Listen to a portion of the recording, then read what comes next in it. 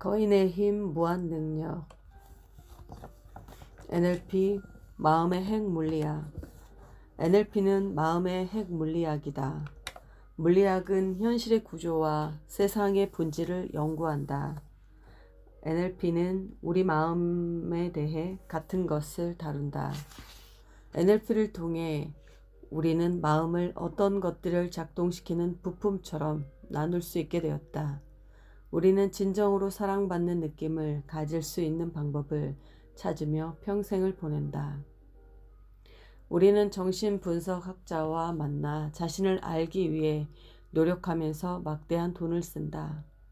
그리고 성공하는 방법에 대한 책을 수십 권씩 읽는다. NLP는 우리에게 이런 것과 기타 여러 가지 목표를 우아하게, 효율적으로, 그리고 효과적으로 지금 당장 행할 수 있도록 만드는 기술을 알려준다. 이미 보았듯이 자원감이 넘치는 상태에 들어가는 한 가지 방법은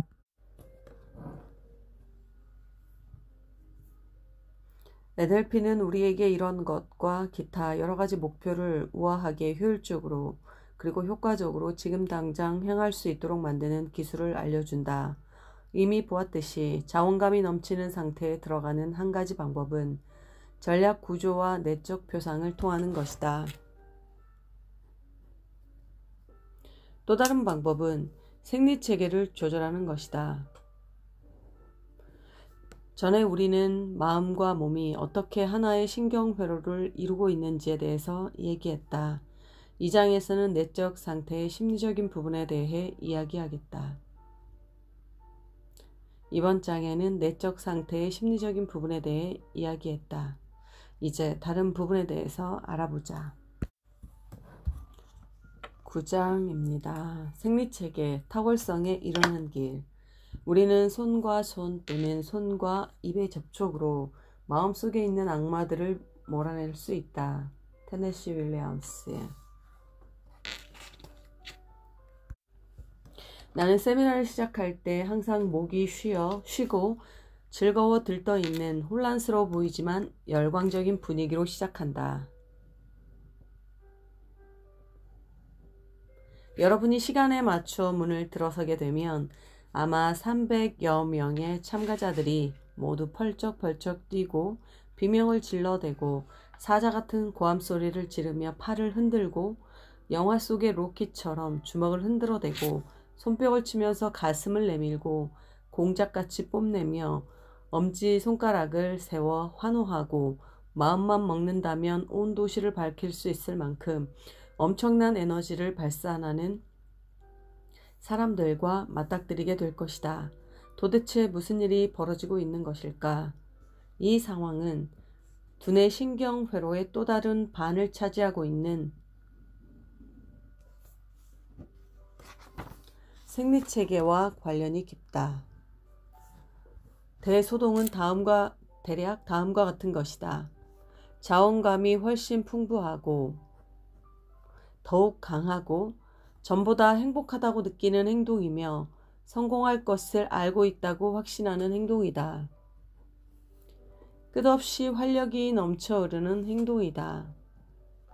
성공으로 가는 내적 상태를 불러오는 방법은 내가 기성체험으로 그것을 다 성취한 것처럼 행동하는 것이다. 뇌는 상상과 현실을 구별하지 못하므로 기성체험이라는 기술을 통하여 상상한 것을 실제 경험한 것처럼 인식시킬 수 있다. 역차주.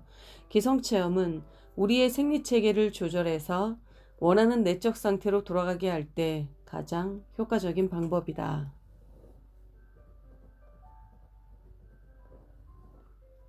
생리체계, 내적 상태를 바꾸는 가장 강력한 도구. 생리체계, 내적 상태를 바꾸는 가장 강력한 도구. 생리체계는 즉각적으로 내적 상태를 바꾸고 역동적인 성과를 얻을 수 있는 가장 강력한 도구이다. 옛말에 강해지려면 강한 척하라는 말이 있다.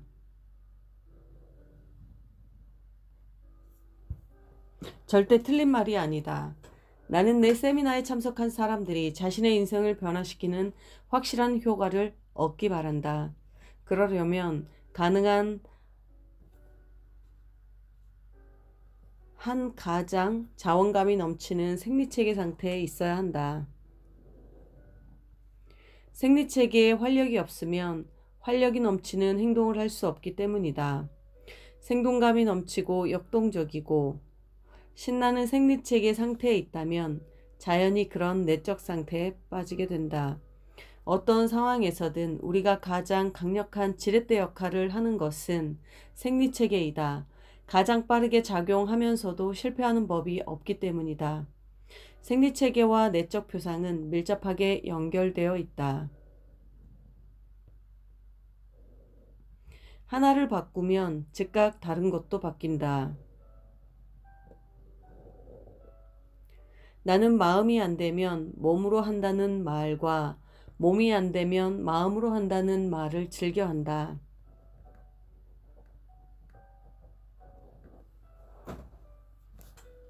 생리체계, 즉 우리의 자세, 호흡 패턴, 근육, 긴장, 목소리 톤과 같은 것을 바꾸면 즉시 내적 표상과 내적 상태도 바뀐다.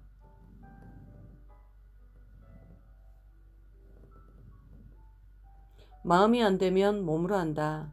녹초가 된 기분을 느껴본 적이 있을 것이다. 그때 세상에 대한 느낌이 어떠했는가? 신체적으로 피곤하거나 근육이 약해지거나 몸 어딘가에 통증을 느끼게 되면 충분히 휴식한 후 생동감 있고 활력이 넘칠 때와는 아주 다르게 세상을 인식한다.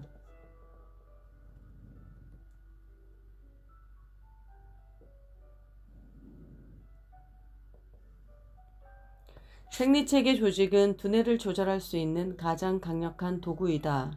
따라서 그것이 우리에게 얼마나 강력한 영향을 미치는지 알아야 한다. 생리체계는 결코 외부적 변수가 아니다. 항상 활동하고 있는 두뇌 신경회로의 중요한 일부이다.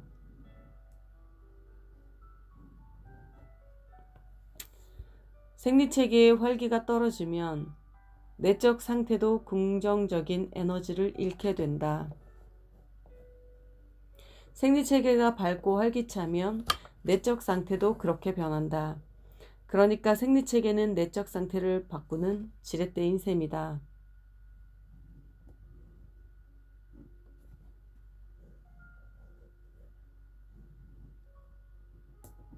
사실 우리는 생리체계가 제대로 변하지 않으면 원하는 내적 상태를 느낄 수 없다. 또한 내적 상태를 바꾸지 않고서는 생리체계를 바꿀 수 없다. 내적 상태를 바꾸는 방법은 두 가지가 있다. 내적 표상을 바꾸는 것과 생리체계를 바꾸는 것이다.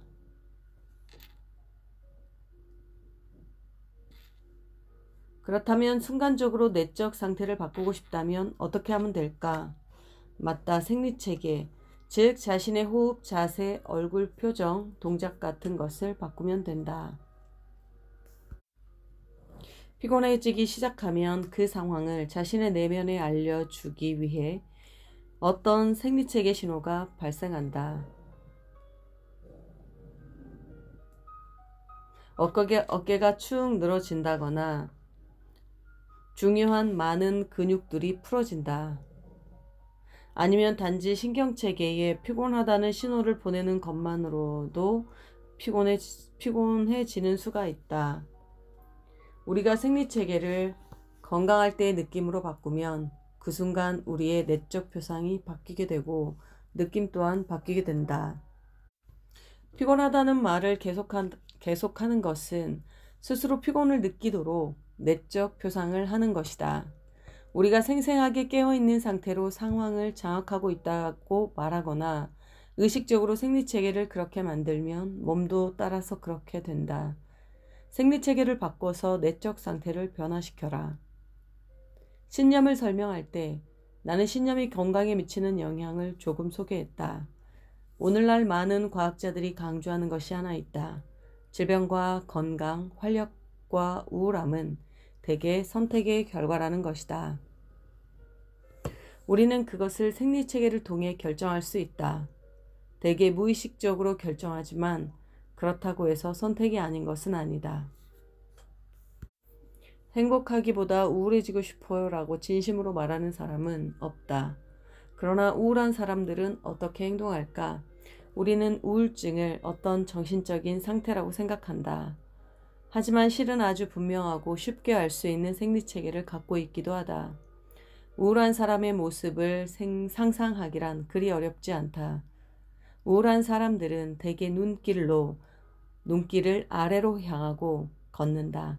이런 모습이라면 체각적인 상태에 빠져 있거나 세상을 우울하게 느끼도록 내적 커뮤니케이션을 하거나 둘 중 하나인 상태.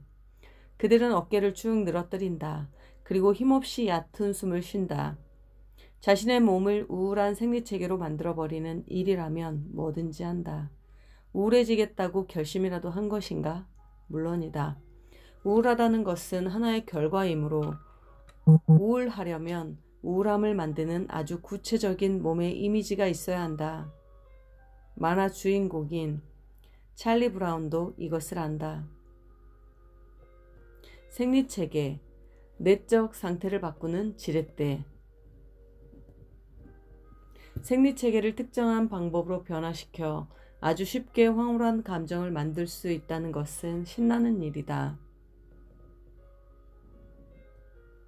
그렇다면 감정이란 것은 무엇인가? 그것은 복잡한 연합, 생리체계 상태의 복합적 형태의 하나이다. 나는 우울한 상태에 있는 어떤 사람이라도 내적 표상을 바꾸지 않고서 눈 깜짝할 새에 내적 상태를 바꿀 수 있다. 우울한 사람이 마음속으로 어떤 생각을 하고 있는지는 몰라도 된다. 그냥 생리체계를 바꿔주면 그의 내적 상태도 금방 바뀐다. 똑바로 서서 어깨를 뒤로 젖히고 가슴으로 깊은 숨을 쉬면서 위를 쳐다보면 자원감이 넘치는 생리체계로 바꾸기 때문에 우울할 수가 없다. 직접 해보라. 가슴을 쭉 펴고 서서 어깨를 뒤로 젖히고 숨을 깊이 쉬고 위를 바라보면서 움직여보라. 그런 자세에서 우울한 느낌이 드는지 시험해보라. 거의 불가능하다는 사실을 알게 될 것이다. 그때가 뇌가 몸으로부터 받는 메시지는 깨어서 활력이 넘치고 자원감이 풍부한 상태에 있으라는 것이다. 그러면 우울하고 싶어도 우울해질 수가 없다.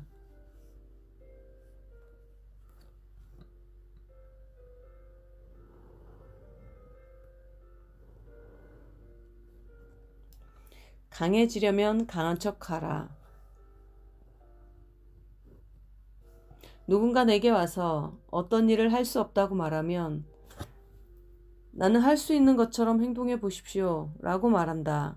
보통은 글쎄요, 어떻게 하는지 모르겠는데요 라고 대답하는데, 그러면 나는 어떻게 하는지 아는 것처럼 행동해 보세요. 어떻게 하는지 알 때의 자세로서 서 보십시오. 호흡도 지금 당장 어떻게 하는지 알 때 하는 방법으로 해보시고, 얼굴 표정도 지금 당장 할 수 있는 것처럼 쥐어보는 겁니다 라고 말한다.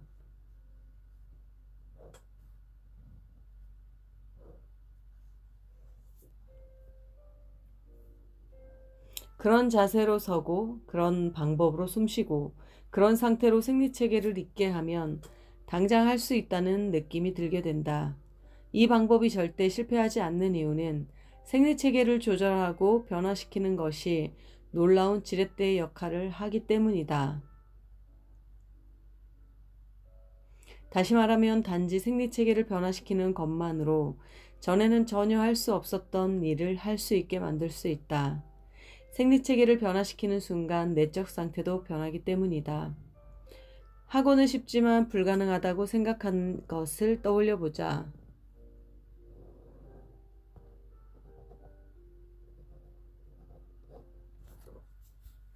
그것이 가능하다는 사실을 알게 된다면 어떤 자세로 서 있게 될까? 어떻게 말하게 될까? 어떻게 숨쉬게 될까? 지금 당장 그것을 할 수 있다는 사실을 알았을 때 생리체계에 자신을 일치시켜보라. 몸 전체가 자신에게 이와 같은 메시지를 전달하게 하라. 우리의 호흡, 얼굴 표정, 그것을 할 수 있다는 것을 알았을 때 우리가 취하게 되는 생리체계와 똑같이 만들어라. 지금 가능하다고 생각하는 내적 상태와 조금 전에 불가능하다고 생각했던 내적 상태의 차이에 주목하라. 몸과 마음이 올바른 생리체계를 유지하고 있다면 전에는 할 수 없다고 생각했던 것도 쉽게 다룰 수 있는 것처럼 느끼게 될 것이다. 숯불 걷기의 효과. 생리체계 바꾸기를 체험한다. 숯불 걷기를 할 때도 마찬가지 일이 벌어진다. 어떤 사람은 이글거리는 숯불을 보고도 내적 표상과 생리체계의 복합작용으로 완전히 자신감 넘치는 내적 상태에 있게 된다. 그리하여 당당하고 씩씩하게 뜨거운 숯불 위를 걷는다. 그러나 어떤 사람은 끝내 겁에 질리고 만다. 그들은 앞으로 생길 일에 대한 내적 표상을 바꿨을 것이다. 그래서 최악의 사태를 상상한다. 아니면 숯불을 향해 걸어가다가 뜨거운 열기 때문에 자신감을 잃었는지도 모른다. 결과적으로 그들은 공포에 몸을 떨거나 울거나 꼼짝 못하게 되거나 모든 근육이 말을 안 듣게 되는 등 여러 현상을 보이고 있다. 순간적으로 공포를 이겨내는 오직 한 가지, 그들의 내적 상태를 바꾸는 일이다.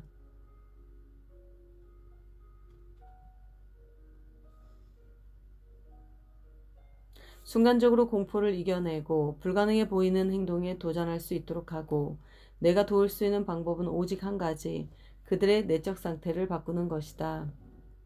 인간의 모든 행동은 그 순간의 내적 상태의 결과라는 것을 기억하라.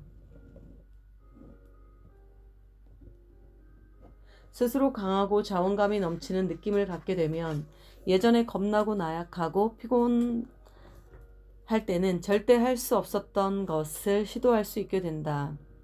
따라서 숯불 걷기는 사람들을 지적으로 가르치려는 것이 아니라 그들의 목표를 향해 순간적으로 내적 상태와 행동을 변화시키는 경험을 하도록 만들려는 것이다. 숯불 근처에서 몸을 떨며 울거나 굳어버린 사람들이 비명을 지를 때 나는 무엇을 하는가? 오직 하나, 그 사람의 내적 표상을 바꿔준다. 나는 안전하게 성공적으로 숯불 위를 걸어간 후에 느끼게 될 감정을 상상하게 만들어준다. 어떻게 하여 그는 생리체계를 바꾸는 내적 표상을 스스로 만들어내게 된다. 이렇게 하여 그는 생리체계를 바꾸는 내적 표상을 스스로 만들어내게 된다. 2초에서 4초 사이에 그는 자원감이 풍부한 상태로 변하게 된다. 우리는 그의 호흡과 얼굴 표정이 바뀌는 것을 본다. 그때 나는 숯불 위를 걸으라고 말해준다. 바로 조금 전 공포에 질려 꼼짝 못했던 바로 그 사람이 이제 목표를 갖게 된다. 그러나 때로는 성공적으로 안전하게 건널 수 있는 내적 표상을 갖고 내적 표상을 작고 흐린 그림으로 나타내고 불타거나 비틀거려 넘어지는 내적 표상은 크고 선명한 그림으로 나타나는 사람들이 있다. 이럴 때는 그들이 하위 감각 요소를 바꾸도록 해야 한다. 이것은 시간이 걸릴 수 있다. 숯불 앞에서 공포에 질린 사람들에게 더 효율적인 대안은 생리체계를 바꾸는 것이다. 내적 표상을 바꾸면 신경체계가 자세, 호흡 패턴, 근육 긴장도 같은 것을 바꾸도록 몸에 신호를 보낸다. 그렇다면 다른 모든 커뮤니케이션을 생략하고 근원으로 바로 가서 직접 생리체계를 바꿔도 되지 않은가? 그래서 나는 우는 사람에게 위를 바라보게 한다.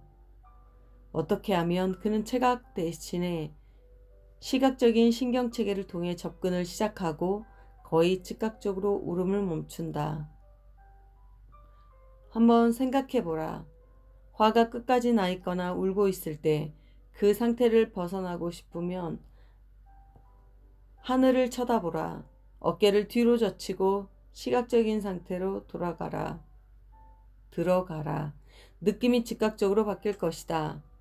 아이들에게도 적용할 수 있다. 아이들이 다쳤을 때 위를 바라보게 하라. 울음과 통증이 멈추거나 적어도 순간적으로 매우 경감될 것이다. 나는 사람들이 자신이 숯불 위를 성공적으로 씩씩하게 걸을 수 있는 것을 알고 있는 것처럼 매우 자신만만한 모습으로 일어서고 그렇게 숨쉬고 그렇게 말을 하도록 한다.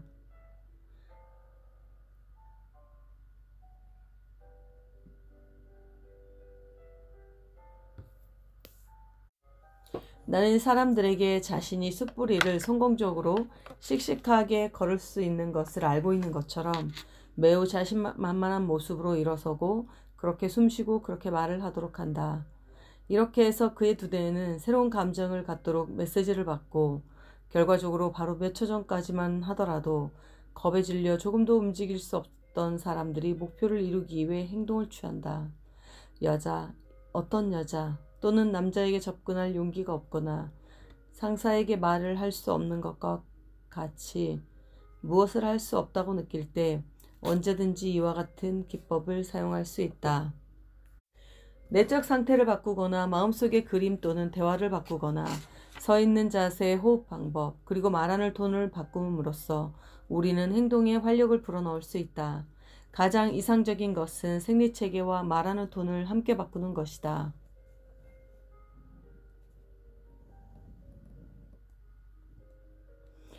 이것이 되고 나면 우리는 바로 자원감이 풍부해져서 원하는 결과를 얻기 위해 필요한 행동을 해낼 수 있게 된다.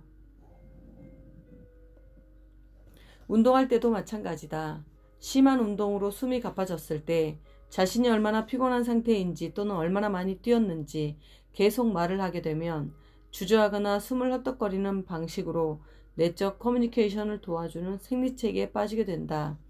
그러나 숨이 차더라도 의식적으로 똑바로 서서 정상 속도를 숨을 쉬도록 자신에게 명령하면 순간적인 피곤이 회복되는 것을 느끼게 된다.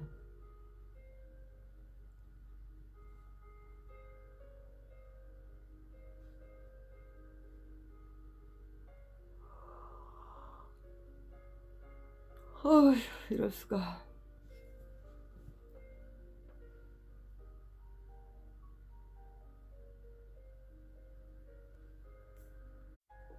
운동할 때도 마찬가지다. 심한 운동으로 숨이 가빠졌을 때 자신에게 얼마나 피곤한 상태인지 또는 얼마나 많이 뛰었는지 계속 말을 하게 되면 주저앉거나 숨을 헐떡거리는 방식으로 내적 커뮤니케이션을 도와주는 생리체계에 빠지게 된다. 그러나 숨이 차더라도 의식적으로 똑바로 서서 정상적인 속도로 숨을 쉬도록 자신에게 명령하면 순간적으로 피곤이 회복되는 것을 느끼게 된다. 내적 표상과 생리체계를 바꾸면 감정과 행동이 바뀔 뿐 아니라 우리 몸의 생화학과 전기작용 또는 영향을 받는다. 여러 연구 보고서에 따르면 사람이 우울해지면 면역체계도 따라서 약해지고 백혈구 숫자도 떨어진다고 한다. 키를리언 사진, 전기장애 놓인 생체에서 방사하는 빛을 필름에 기록한 사진으로 발명자 카를리언의 이름에서 유래된 역자줄을 본 적이 있는가? 몸의 생리적 전기 에너지를 보여주는 것인데 그것은 그 사람의 내적 상태나 분위기에 따라 상당히 달라진다. 마음과 몸이 연결되어 있기 때문에 강한 내적 상태에서는 몸의 모든 전기장이 바뀌는데 그런 내적 상태가 되면 불가능했던 일도 할 수 있게 된다. 나는 직접 경험하고 읽은 모든 것들을 통해 우리 몸은 긍정적이든 부정적이든 예상했던 것보다 훨씬 적은 한계를 갖고 있다는 사실을 배웠다.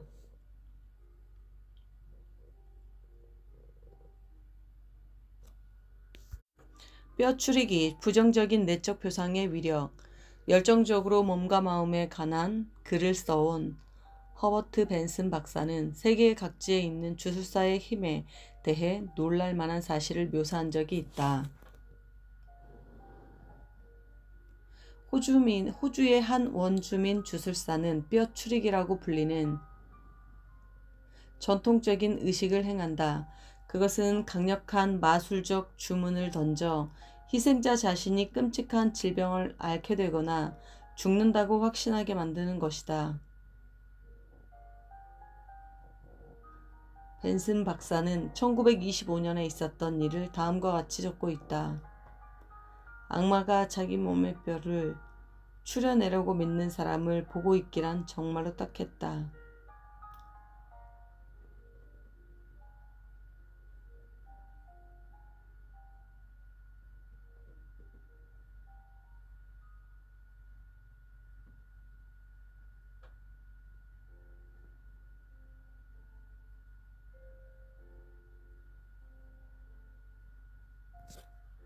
악마가 자기 몸의 뼈를 추려낸다고 믿는 사람을 보고 있기란 정말로 딱했다. 초점 없이 뭔가 노려보면서 넋이 나간 채 그의 몸에 쏟아져 내리는 죽음의 칼날을 피하려는 듯 손을 비켜들고 있었다. 그의 얼굴은 창백하게 변하고 멍한 눈을 한 얼굴 표정은 끔찍하게 일그러졌다. 비명소리를 지르려 하지만 목에 걸려 소리가 나오지 않았다.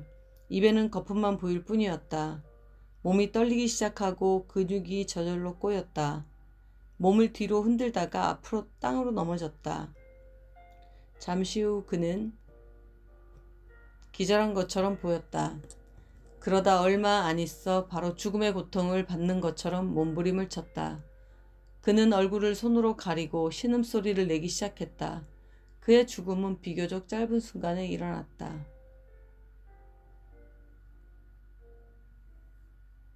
그는 얼굴을 손으로 가리고 신음소리를 내기 시작했다.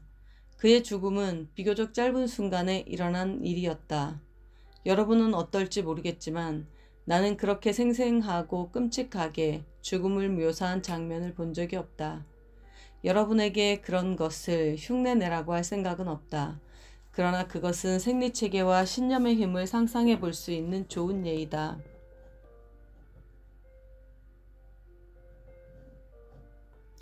그 사람이 직접적으로 한 일은 정말 아무것도 없다. 얼핏 보면 그 사람에게 직접적으로 한 일은 정말 아무것도 없다. 그러나 신념과 생리체계의 힘은 자신을 무참히 파괴할 만큼 강력하고도 끔찍한 부정적 힘을 만들어냈다.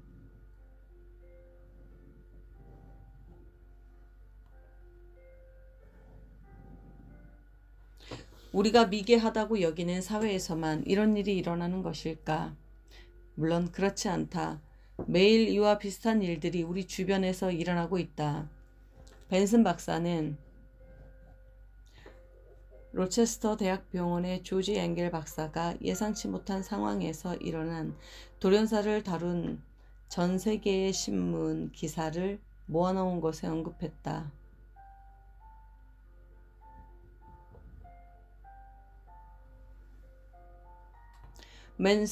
벤슨 박사는 로체스터 대학병원의 조지 앵겔 박사가 예상치 못한 상황에서 일어난 돌연사를 다룬 전 세계의 신문기사를 다룰 방법이 어떤 경우에도 외부에서 뭔가 끔찍한 일이 벌어졌던 건 아니었다.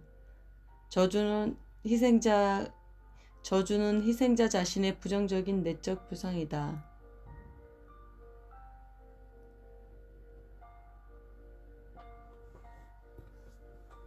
외부에서 뭔가 끔찍한 일이 벌어졌던 건 아니었다.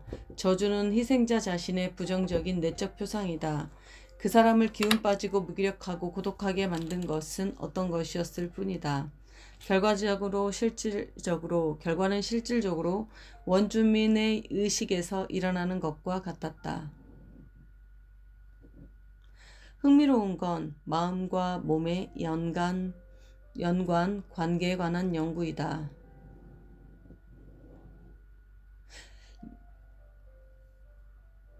흥미로운 건 마음과 몸의 연관 관계에 관한 연구는 도움이 되는 쪽보다는 해가 되는 쪽으로 더 많이 이루어졌다는 것이다. 우리는 스트레스의 끔찍한 영향이나 사랑하는 사람을 잃고 난 후 그 삶의 의지를 잃어버린 사람들의 이야기를 많이 들어왔다.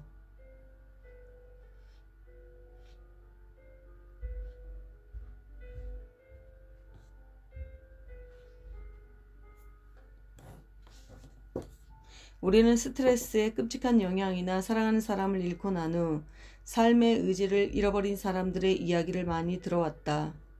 우리는 부정적인 내적 상태가 말 그대로 사람을 죽음에 이르게 할 수 있다는 것을 알고 있다. 그러나 긍정적인 감정이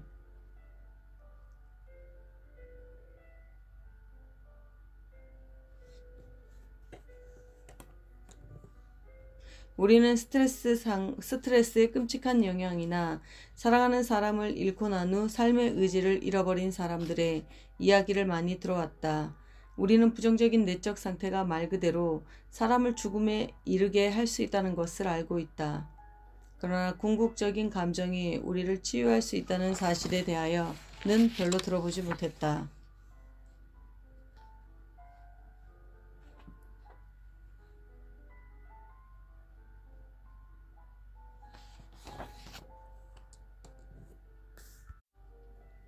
웃음, 긍정적 생리체계를 만드는 강력한 힘.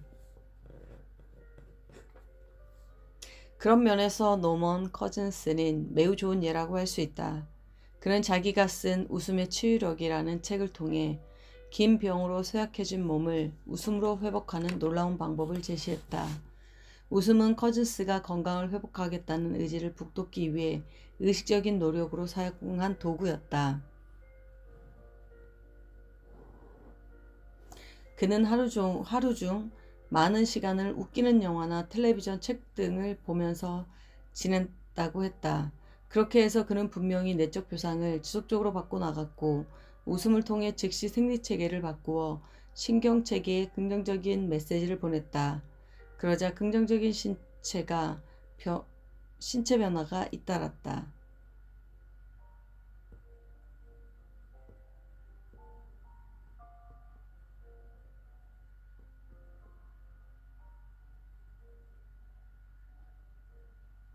그는 하루 중 많은 시간을 웃기는 영화나 텔레비전, 책 등을 보면서 지냈다고 한다. 그렇게 해서 그는 분명히 내적 표상을 지속적으로 바꿔나갔고 웃음을 통해 생리체계를 바꾸어 신경체계에 긍정적인 메시지를 보냈다. 그러자 긍정적인 신체 변화가 잇따랐다. 잠을 잘 자고 통증은 경감되었으며 전체적으로 신체 상황이 호전되었다. 마침내 그는 완치됐다. 하지만 예전의 의사가 그는 회복할 수 있는 확률이 500분의 1밖에 안 된다고 말했다. 커즌스는 이렇게 결론을 내렸다. 앞날이 아무리 암울해도 인간의 몸과 마음의 재생 능력을 과소평가해서는 안 된다는 것을 배웠다. 생명력은 아마 이 세상에서 가장 이해하기 어려운 부분일 것이다.